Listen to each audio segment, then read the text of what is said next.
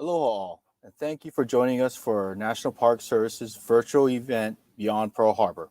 My name is Weston Saito, an Education and Interpretation Research Coordinator for Pacific Historic Parks, the nonprofit partner association for the National Park Service at the Pearl Harbor National Memorial, home of the USS Arizona Memorial, the USS Oklahoma Memorial, and the USS Utah Memorial.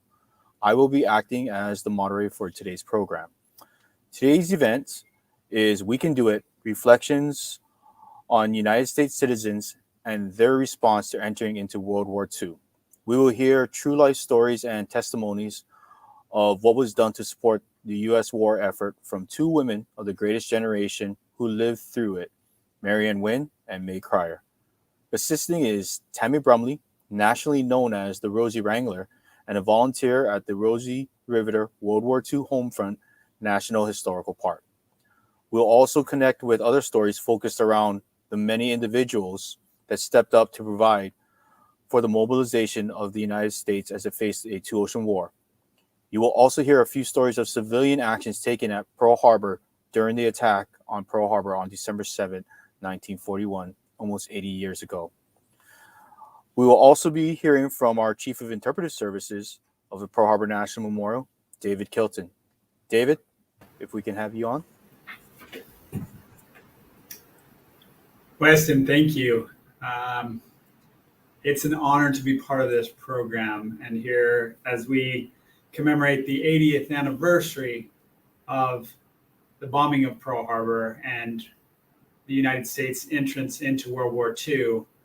One of the factors that stands out to me is the importance of sharing the other stories.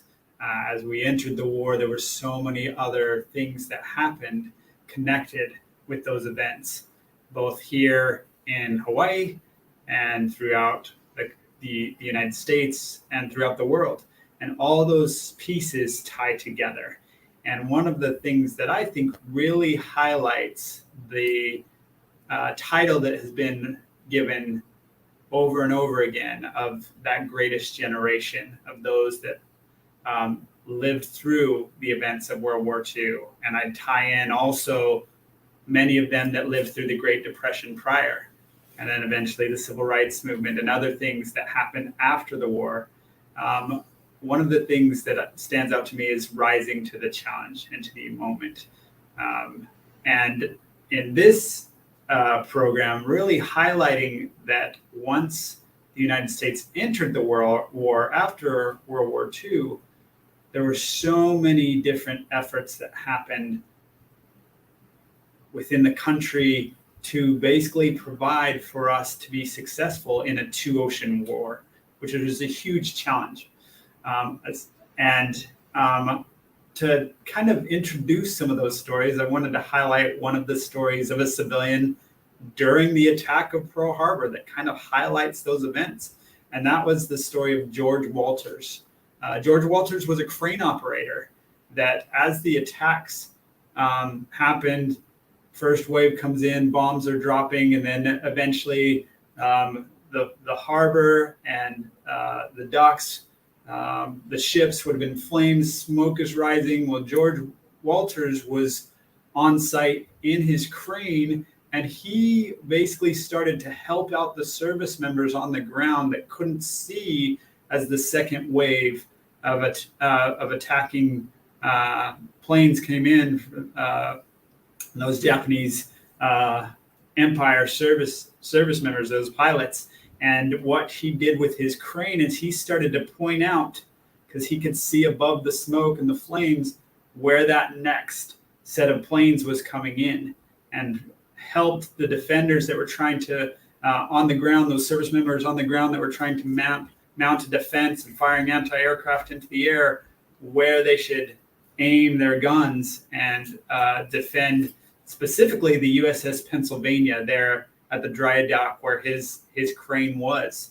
And we know that the Pennsylvania, the crew that was defending from the Pennsylvania, even though it was damaged, they were able to take down at least 3 planes in that second wave of attackers because of the efforts of George Walters. Again, just an everyday citizen helping to jump in and provide for the defense of Pearl Harbor that morning. This goes on in the years to come as the war effort continues. And I think all the war bonds drives, the efforts to gather materials and resources to provide for the war effort and make the materials that were needed for the war effort. And of course, with many of those individuals having to go off and serve in the war, being the men, we have the amazing stories of the women that rose up to the occasion as well. And that's why I'm honored to be here with our two Rosies, Marian and May, and have the opportunity to hear their stories. Thank you, David. And then also to touch on to people about George Walters, folks, he used his crane along the rail, and he was actually blocking off dive bombers from hitting the USS Pennsylvania. And because of him, he also was part of the crew that repaired the USS Yorktown in 48 hours before the Battle of Midway. But thank you, David, for all of that, and we really appreciate it. But now we're going to introduce that lovely young lady sitting next to you in the photo, Marvin Nguyen, a Rosie the Riveter. Actually, well, she would be known more as a Wendy the Welder, who was a pipe welder at the Kaiser Shipyards in Richmond, California. And just a little bit of background of, the 4 Kaiser Shipyards in Richmond, California. They constructed 747 vessels during World War II. That is approximately 14% of all the naval vessels built in the United States during the war years. And at one point, the Liberty ship SS Robert E. Peary was built in less than 5 days as part of a competition between some of the shipyards. But Marian, we're glad to have you. Why don't you tell us a little bit about your life during the war years? What drove you to joining the war effort, and your life throughout all of that, and how it's changed because of this. Hello, this is Marian Nguyen. I came to California in 1944 after I graduated from high school. My dad came out in 1942 after he read in the Minneapolis paper that they needed help out here. And anybody that wanted to come and work in the shipyards, Kaiser would pay their way out on the train. So he talked to my mom. We had 11 children. So he talked to my mom, and she agreed to stay home and take care of the kids if he wanted to come out and make some money. He was working for WPA for $69 a month. We had 11 kids. That was no money for us. So she stayed home, and he came out with 2 friends from the hometown that we knew. And when they got here, they couldn't find a place that had 3 beds. So they got a place that had 1 bed, and they each got a different shift, and they all slept in the same bed. After one of them got home from work, another one would go to work, and the other one was already working. So they worked it all out until they could save enough money to buy trailer houses. Each one of them got a trailer house and moved into a park. My dad got a job as an electrician lead man, making $3. Wait a minute, I'm all mixed up. He got a job making $1.38 an hour. And he came home in that's a different picture. He came home in 1943, and my sister had quit school, so he told her she could come out and with him, and I cried because I wanted to come too. And he said, if you don't graduate, you don't come at all. So I had 2 more years to go, and I did my 2 years. I went to Mankato, Minnesota, and got a job bagging granulated rock wool insulation, and saved at 53 cents an hour. And I came out after I'd gone home to visit my mom. I wanted to see her for my birthday and the 8 kids that were still at home. So during that time I was home. I was going to stay a week with her, and then I was going to come out. But during that time, the military came out we had been gone to town to do some errands, and when we came home, we parked and just got to the door when a brand new car drove in with two service people in it, a man and a woman. And we knew what was happening. They came in and told us that my brother had gotten killed in France. So we went to town after they left. We went to town and sent a telegram to my dad to tell him what was going on. And I stayed home with my mom with another week with the little ones. And then I came to California. First thing my dad told me was, I don't want to hear about you going with any of the guys in the shipyard because they're going to ask you to go out and they're married, but they'll tell you they're not.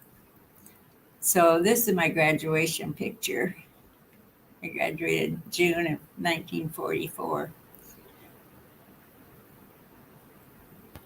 But I got a job as a pipe welder. I went to school for 2 weeks and learned to weld. And that's a picture, my group picture. All of my crew is in there, starting with the two sisters that are holding the sign in front of them, and then on over to my right, maybe halfway across the center. And I'm the one standing next to the two sisters holding the sign. So I got a job as a pipe welder and went to school for 2 weeks and learned to weld. The first thing they told me was, you have to know the size of the pipe, you have to know the size of the rod it takes to weld that pipe, and the amount of heat that it takes to weld. Once you learn that, it was no problem. I didn't have a problem welding. And I got $1 an hour during the week, and on Saturday I got $1.50, and on Sunday I got $2 an hour. And I was trying to work all the overtime I could so I could help my dad with my mom and the little ones at home. Then during the end of the war, in 1945, the war was winding down a little bit, so they were asking people if they didn't want to work any longer, they could quit and go home or whatever they wanted to do. So my dad went back home, and I had gotten married, so I started my own life. My father-in-law had bought us a trailer house, but we didn't have anything in it. My husband was in the hospital in Oak Knoll when the war was over, so I had to work. There was nobody else to help us. So in October, he got home, and the jobs by then were all taken. So he went to school under the GI Bill of Rights and learned to be an auto mechanic. And he got a job as an auto mechanic working for someone else until he could get enough money ahead. And then we had our own garage for a while. And we did that for 3 or 4 years. And then I got a job when I quit working at the cannery, or at the shipyard. I got a job at the cannery here in town in Richmond, and worked at that for a few years and had a baby. And my husband continued on, and then he got out. He was working in the shipyards, Yard 3, where I had been working, cleaning up the shipyard. And then as time went on, I kept working. I worked most all of my life. And he got a better job, and I got a job in Concord making the guidance system for the Minuteman missile and the guidance system for the Black Hawk helicopter. And I retired from there. And after I started drawing my Social Security, my oldest grandson wanted to go to college. So I told him I would go back to work and help him. And that's what I did till he graduated. And I've been not working ever since. And I'm still continuing to work. As my grandson said, it's not work, it's pleasure. But I was really tired when I got home, so I said I must be working. But we have a National Park Service in Richmond, California. and the Rosie the Riveter is affiliated with that. So we started teaching at schools.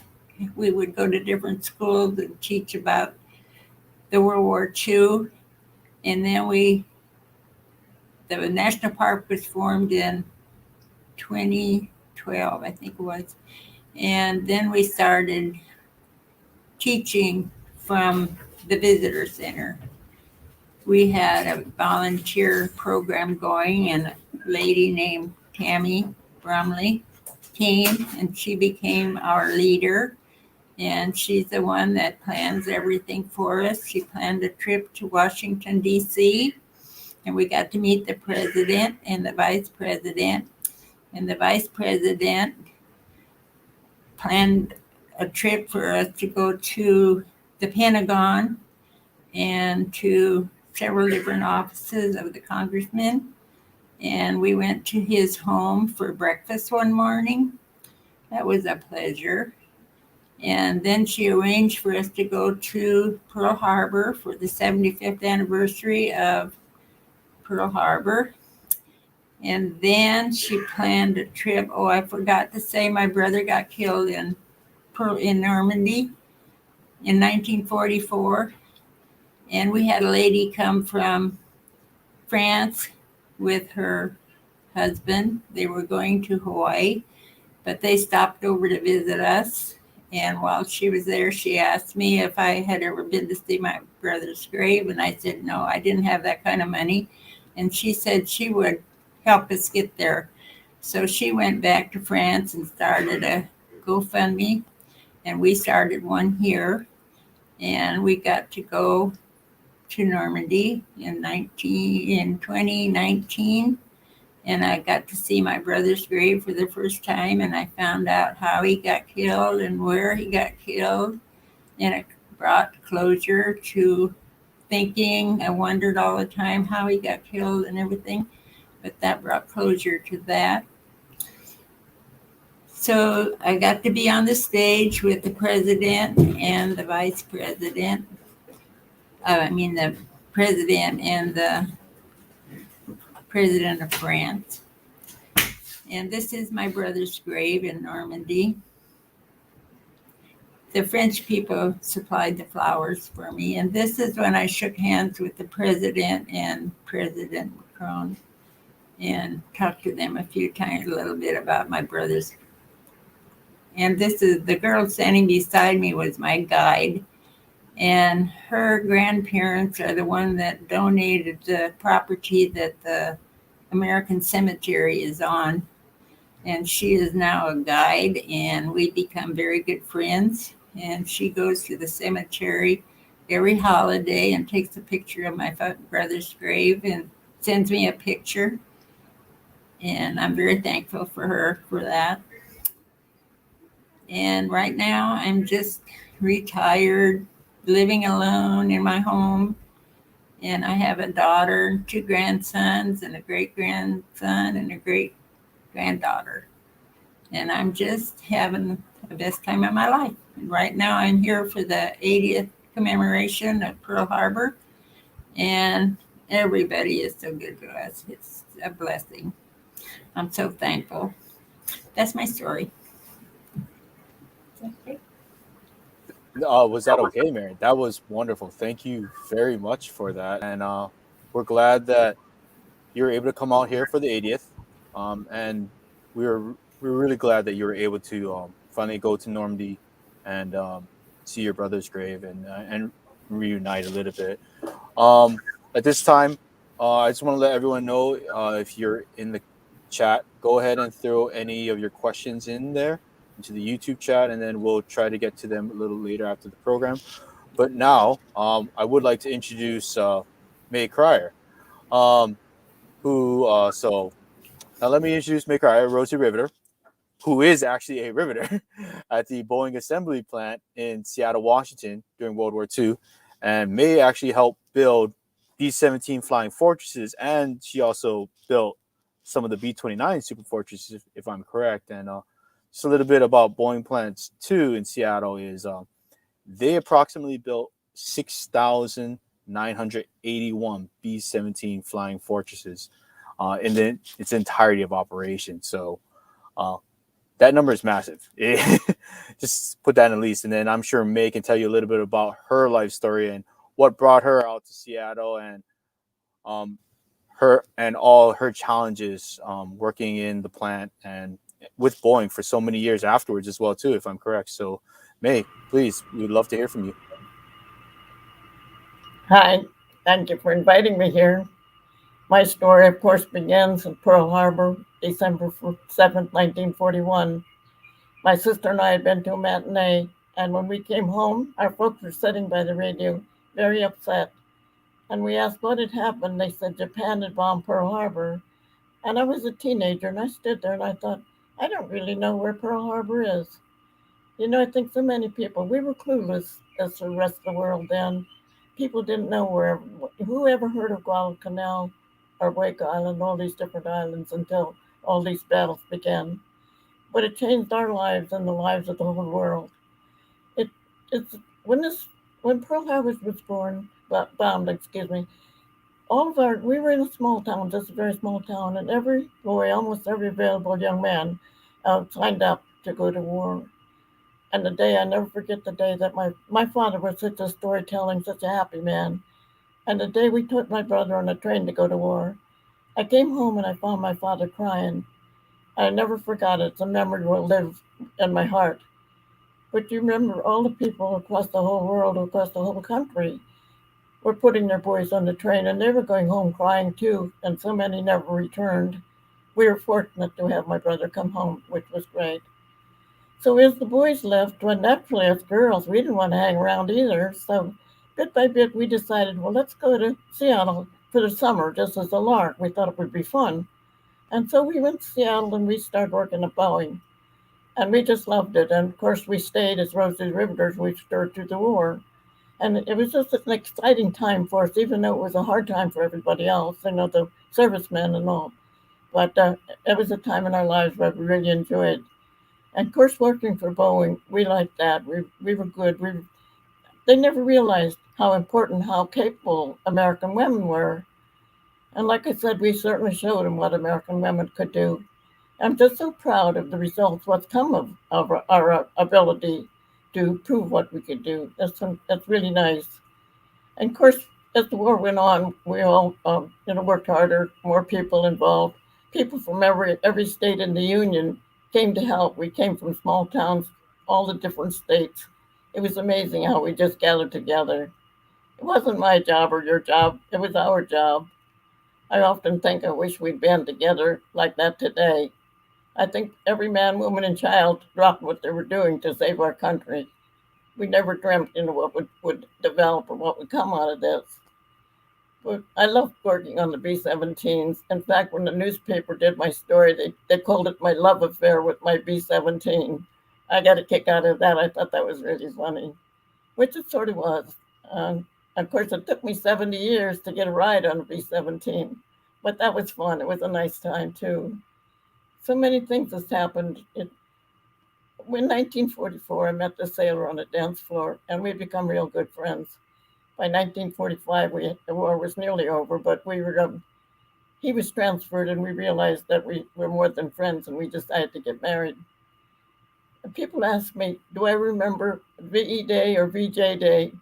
Well, I remember VJ Day so well. He had gotten leave when we came to the East Coast, but he was born in Trenton, New Jersey. And on our way back to Washington, the war was declared over. And everywhere we stopped, people would bring liquor. I guess that's where the boys were getting it. The train was probably about 90% military. And the people would come to the train and celebrate and really have a good time. By the time we got back to Washington, we had some sick pups on that train, but oh, did they have a good time. They thought the war's over. No, they're not going to have to worry about going overseas. And so, of course, that was the experience of the war. But after the war, sometimes was just as hard as it was because, Westinghouse, General Motors, General Electric, all these places were retooling, going back to normal products. And there's many strikes, so many union problems and strikes. So we really struggled after World War II just to make a living. But I was lucky because he had a job at Westinghouse before the war, and he had a job to come home to. So many of these women, especially the widows, when the factories closed their doors, they didn't have a job, especially those who didn't have a husband to support them. So this was kind of a sad time for them. But like I said, it was hard times, but it was good times. When the women stepped forward to do their jobs to fill the men's shoes, my mother was my uncle had enlisted too, and he was a rural mail carrier. And when he left, somebody had to take that mail out into the country. And you're not in the country, they didn't have electricity yet. And that was a challenge for it. If anybody knows how uh, bitter those Midwestern winters can be, they know what a challenge it was for a woman. And they gave that job to my mother. I'm not sure, I'm sure it was federal. I think it was federal. But I look back on it now and I think she's probably one of the very first Rosies because she stepped right in and took a man's job. But that was our way of life then. You know, we'd come through the Great Depression, the Dust Bowl, the stock market crashed. So we were strong. We survived all of that, and I think that's what helped us. That's why we hung in there so and was so determined to help our men win the war. And I think it was marvelous. I just look back on it and how I marvel at what the women did. And of course, I really advocate for these women. I said, we can do it. We worked side by side with the men. And like at Boeing, we even though we did the same job, we didn't get the same pay. And of course, I get on my soapbox about that. And I want the women to get equal pay for doing the same job. So I've been working hard to get the women and the young girls to get equal, to become equal. And I think that's nice. They asked me if I'm a liberal, and I said no. I'm not exactly what you call a liberal, but I'm sure for equality, and I think that it's way past due. No, I totally agree, May, and thank you. And then for those of you who don't know, uh, during World War II, Adolf Hitler had a speech where he said, "There's no way that America is going to be able to fight the war because the American women wouldn't be able to step up in the background to support." And I guess he was wrong on that. The women really showed him right there, right, May? Right? So Hitler had said that he wouldn't have any problem defeating America because American women couldn't produce. He said we were soft and spoiled and spent too much time on cosmetic stockings, things like that. I think we showed Hitler what American women could do. yeah, I think you showed him pretty darn well right there. I think so Well, too. so you brought up the end of the war. I did want to ask Marian about her reactions to the end of World War II as well. So Marian, um, what was your reaction to the end of World War II or the announcement of the surrender? And where were you? How did you celebrate? I was home when I've been living at home, but I was at work. I got a job at the cannery after being out. Well, really, I got laid off at the at the at the shipyard. I thought I was going to just go home. Another woman and I were working on a ship on the hold, and we were welding on one side, and the chippers are chipping on the other side of the hold. And there was so much noise that we couldn't talk. We couldn't hear each other. So my friend held up her hands and said, "I'm going home at noon." And I said, "I am too." And our boss was standing in the door. He came over and said, "You know what'll happen if you go home?" And we said we did, but we couldn't stand that noise that much longer. So we went home, and on Monday I went back to work. And he said, "What are you doing here?" And I said, "I came back to finish my job." And he said, "You don't have a job. Remember, you quit Friday." And I said, "Oh, okay." I had just gotten married and I was happy and I knew I could find something else. So I went to the cannery in Richmond and put in my application. And I had worked in the cannery in Minnesota when I was 16. So they hired me, and the war was over 3 weeks later. And I had a job where if I'd have been still at the shipyard, I wouldn't have had a job. My husband was in the hospital in Oak Knoll in California. And he couldn't work, so somebody had to work, so it was me. So I stayed with the cannery, and in October he came home and got a job. By then the war was over long enough that all the people had taken the other jobs that was available. So he got a job after going to school, and I think I told you this before, but he had worked as an auto mechanic, and then we bought an auto shop. And I was happy the war was over because I had my husband home. So that was my reaction. But I did go to the phone booth. We didn't have a telephone, so I went to the pay phone, and there were several people lined up to make phone calls. But I called my husband at the hospital and told him that the war was over, and there was so much noise there he couldn't hear me. But he knew it before I did. But I was so happy.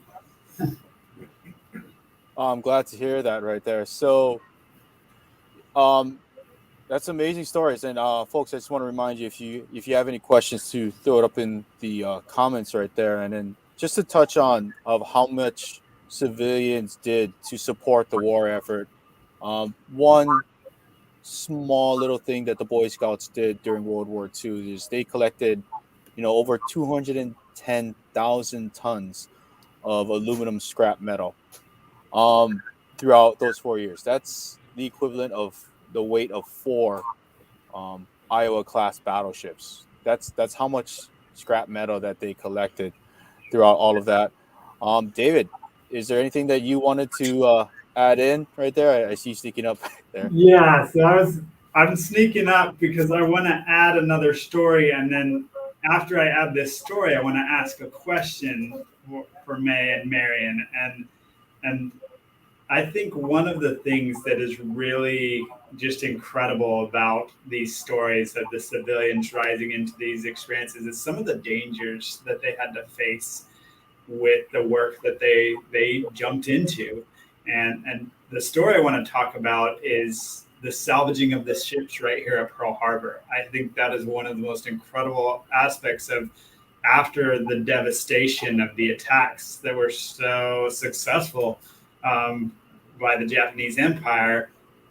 We were now in the war, and they had to put those ships back together. And the salvaging of those ships, we had civilians that came and were divers that went into these ships to basically raise the fleet, bring the battleships back into operation, and put them back into service so that we could successfully carry forward into the war. And the dangers of just going down into those wrecks with all the instability and the gruesome nature of what they had to dive into, I mean, it just is incredible. And we think of divers today and recreational diving. I mean, it's nothing like what they would have been diving in, what they had for resources to go in and do the welding and other things. And when I think of welding and riveters, there's a lot of dangers in that. So my question is, what were some of the dangers and risks? And did you have the proper resources as the two of you worked in the efforts of taking on those tasks of welding in the shipyard and riveting there for Boeing? So if you could share more about that. Okay. Were you speaking to me? Yeah. Yes. Actually, I didn't have any problems. I worked on the wings in the cell. That's where the engine goes on the B-17 and the B-29.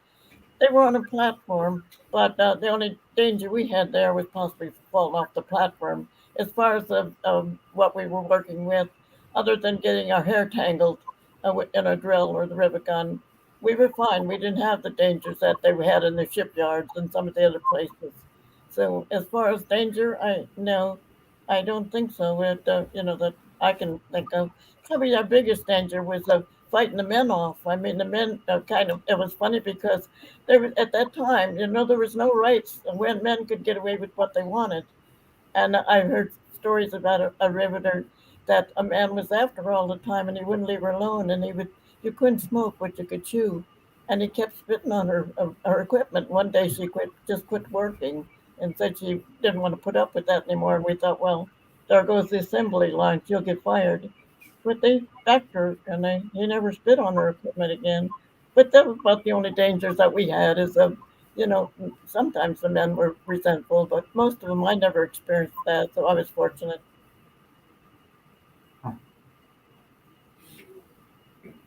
Marian, were there any dangers that you No, faced? not like that.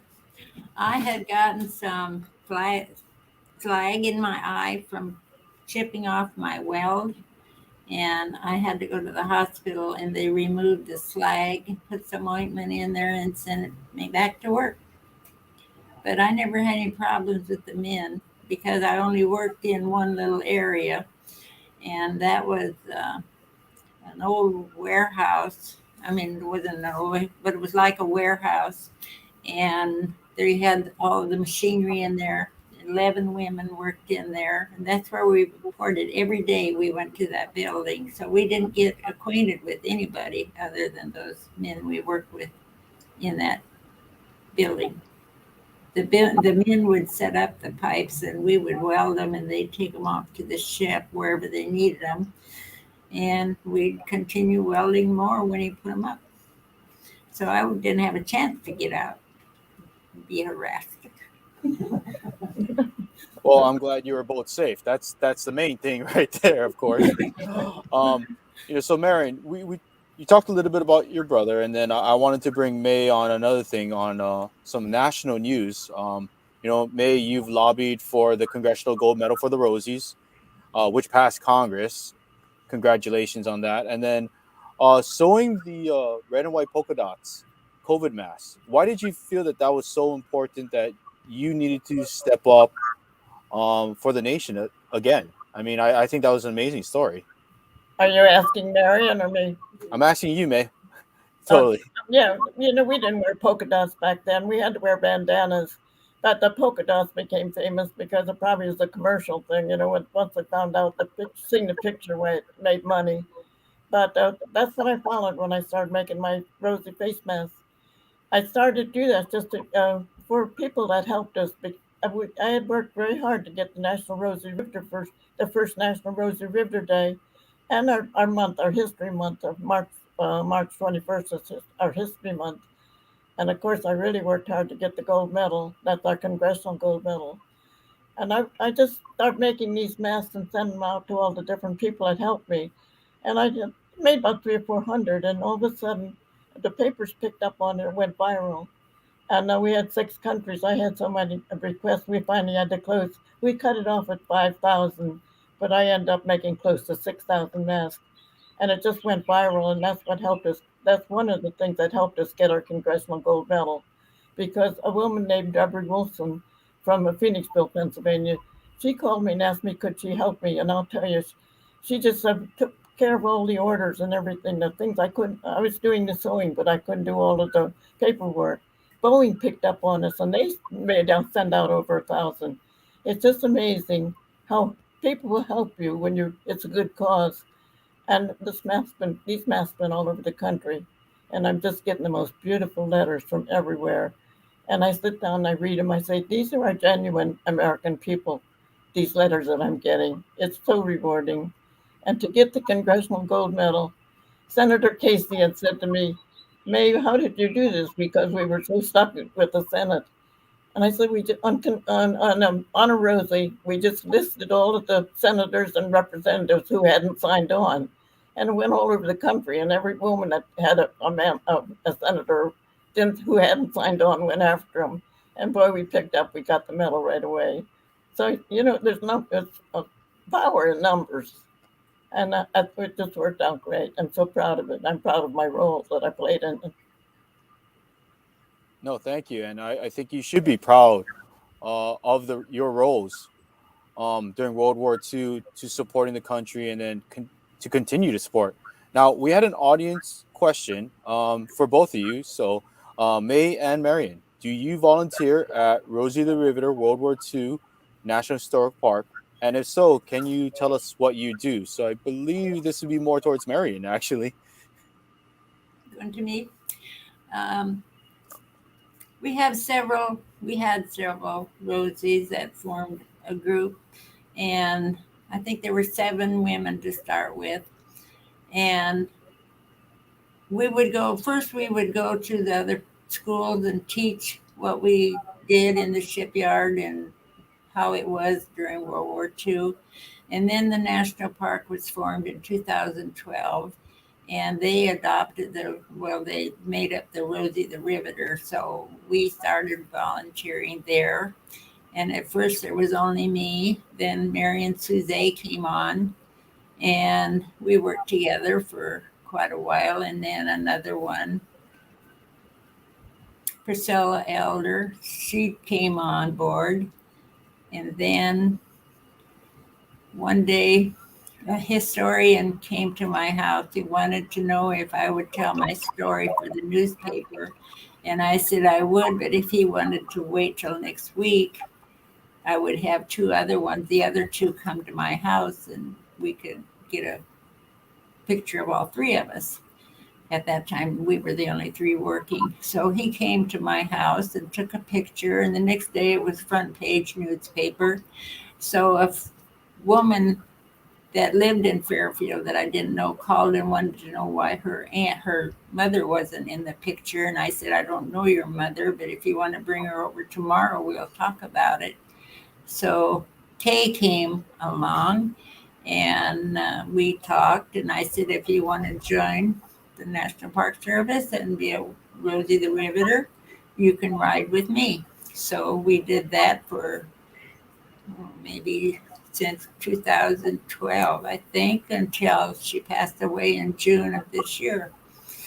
And then we had Agnes Moore. She was there before me, but she didn't work directly with us. She worked at schools and other places teaching welding partly, and how it was during World War II. And she'd been there the full time. She worked about 4 years there. So as time went on, we lost 3 Rosies this year. So now it's back to Marian, Suzanne, and Kay and I. I mean, May and I. And I love it. I love going every Friday. We go, Tammy Bromley is our leader, and we go every Friday to teach the crew, the people that come in to visit us. And I love it. I love all of the rangers and the volunteers and everybody. We have a lot of people come. Thank you, Marian. May, did you ever volunteer at World War II, the National Historical Park, the Rosie Riveter in Richmond, by chance? I'm Did there. Have you ever volunteered at the Rosie Riveter World War II Well, home no, front? see, I live in southeast Philadelphia. And so when the war was over, we were transferred back. Well, my husband was born in New Jersey. So when I came east, I had nobody to deal with. I didn't know any of the women that worked in the shipyards and aircraft factories in the east. So about 40 years ago, I just started writing. I thought the women didn't get a fair recognition when the war was over. So I just started writing everywhere to try to get us recognized. And finally, in the early 2000s, the paper picked up on it, and it just went viral. And in fact, because Senator Casey calls me an unpaid lobbyist, I would spend so much time going to Washington, and we're trying to get the people to. First, it was our National Rosie Riveter, then it was our month of History Month, and then of course the gold medal. And then after that, before we got the gold medal, I did some symposiums, and with school, I did quite a few school things with children for different programs. And this year with the National History, not National History, Engineering Week, we had Senator Casey, Congressman Brian Fitzpatrick, and CEO David Cohen from Boeing. And we did 8 schools and 100 students and they said, May, stay on the air when we're off. We have a surprise for you.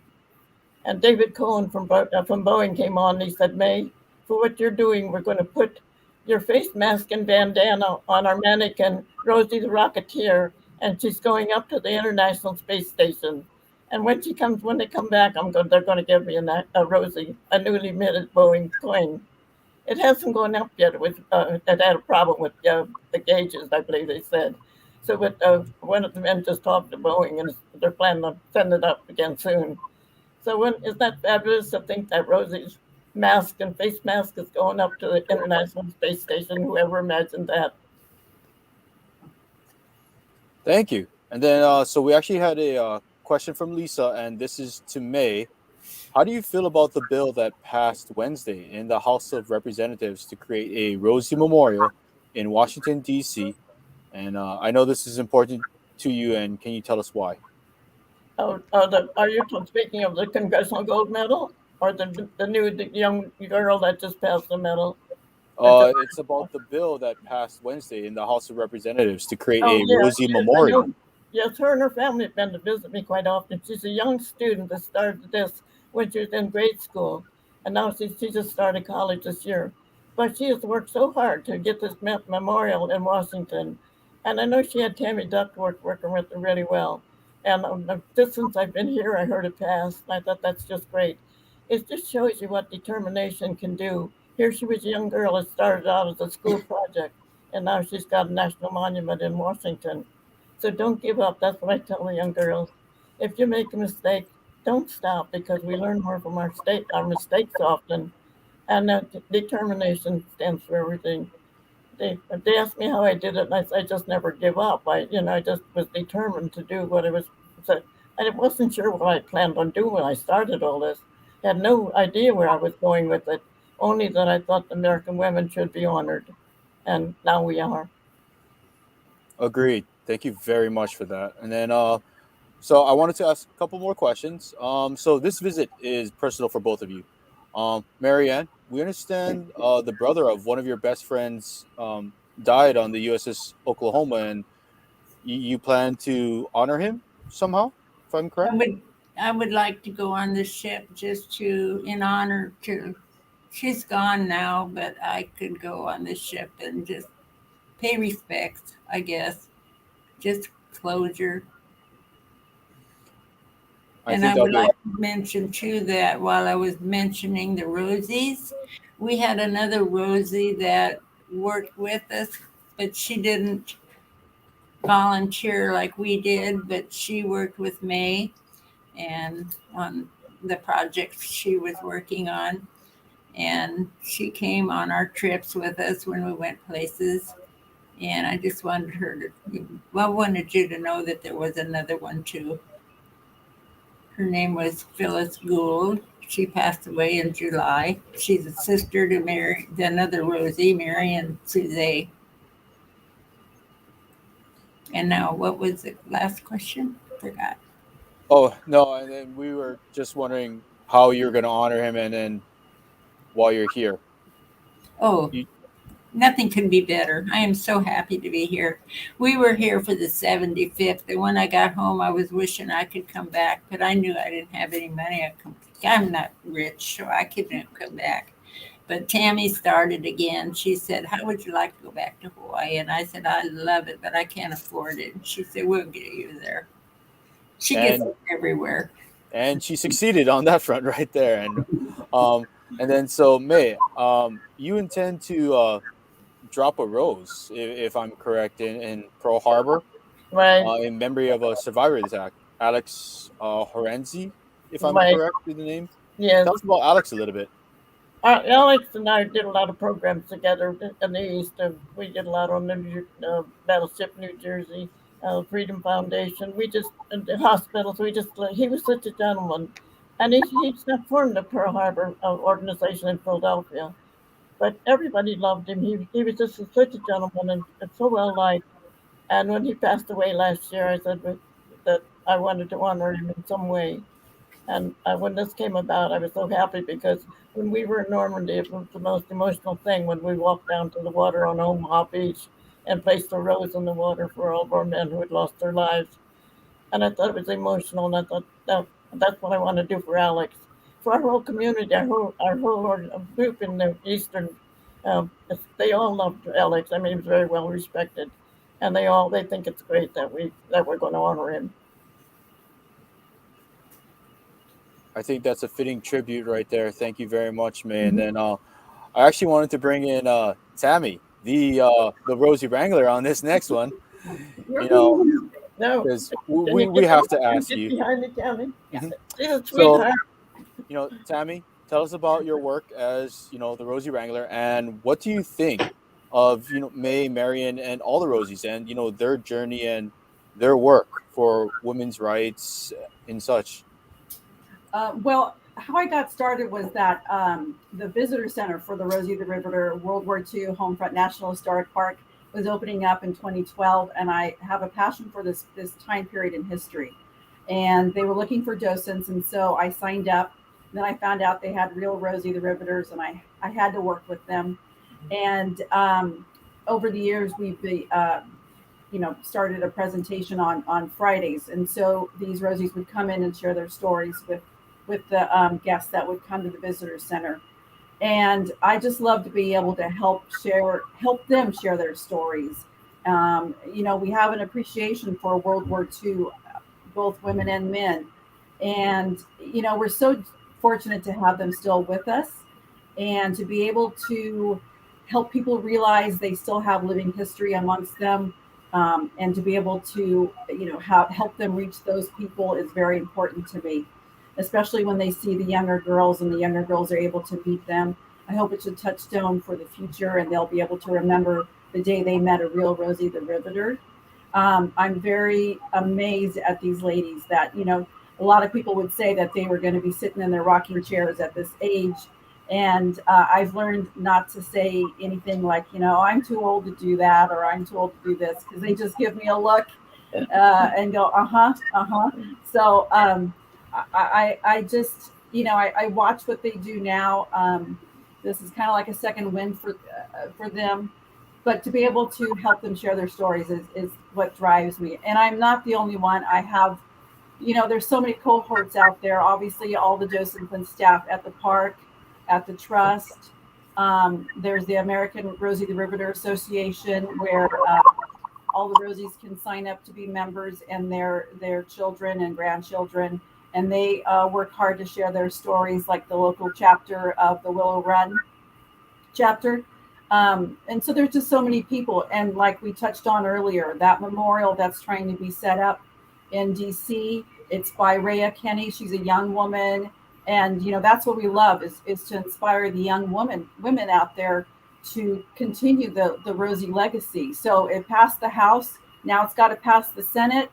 We're hoping people can join up and sign up and contact their senators and try to get that all taken care of and get that memorial for these remaining Rosies to be able to see it. May I say something about Tammy?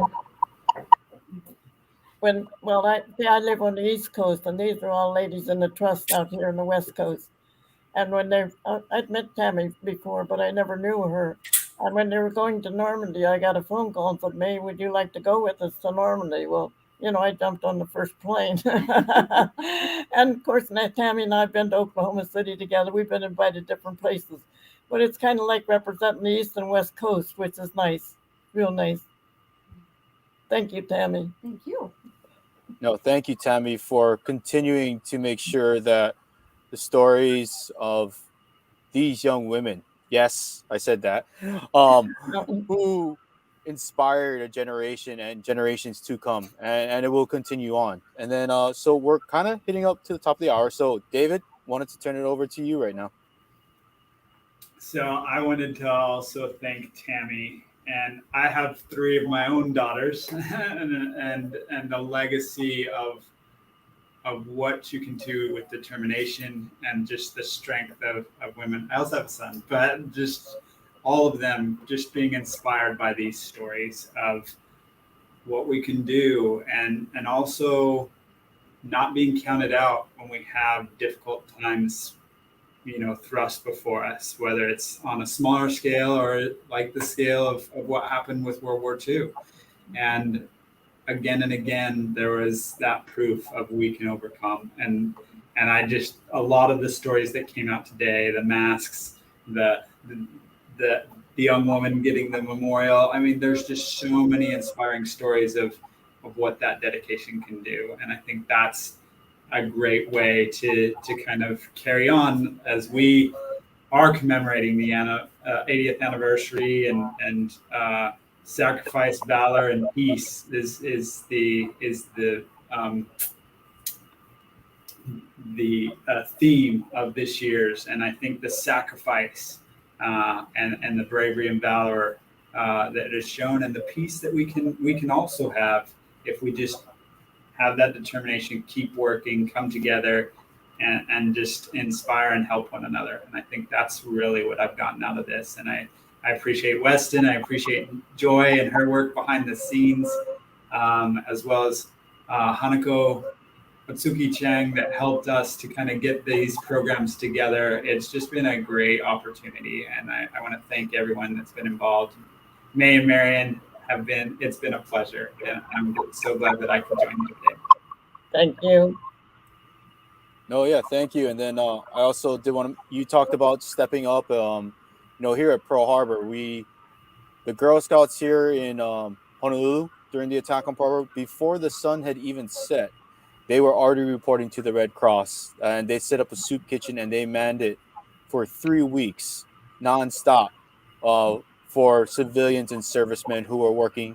And by the end, actually before the end of the war, they actually presented a check to President Roosevelt of over 15 million hours of volunteer service of the Girl Scouts throughout the entire United States. So it wasn't just the military, it was the civilians, it was the military, and it was the children.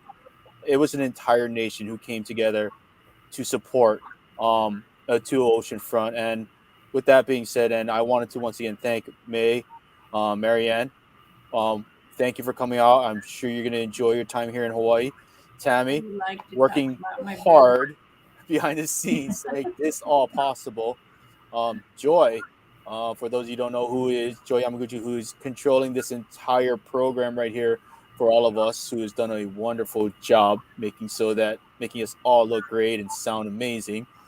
And to David Kilton, our chief of interpretation, who is absolutely busy with so much stuff about December 7th, and who has been great interacting with you and making sure that we give these stories out to future generations. So I guess with that said, mahalo everyone, and aloha, and thank you very much for joining.